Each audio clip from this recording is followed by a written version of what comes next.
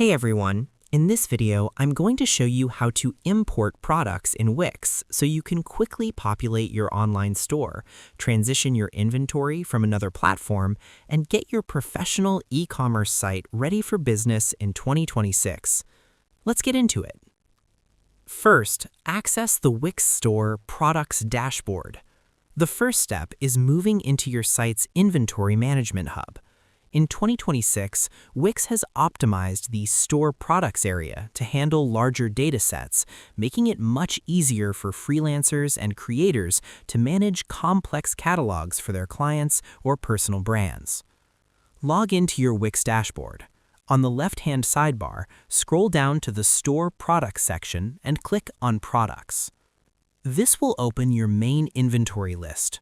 Look at the top right corner of the screen for the More Actions or the Import button. Instead of adding every single software guide or physical item manually, the Import tool allows you to upload hundreds of items at once. Using the central dashboard ensures that your Blue Hour aesthetic products are organized and ready for the technical bulk upload. Next, download the Wix CSV template.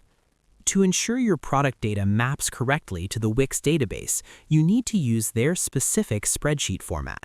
If your columns don't match their requirements, the import will fail or display amateur quality errors. Click the Import button. A pop-up window will appear. Look for the link that says Download a CSV template and save it to your PC. Open this file in Google Sheets or Excel. You will see headers like product name, price, SKU, and description. By using the official template, you ensure that things like product options, sizes or colors, and inventory tracking are placed in the exact columns the Wix software expects. This prevents your market analysis or tutorial products from getting mixed up during the transition.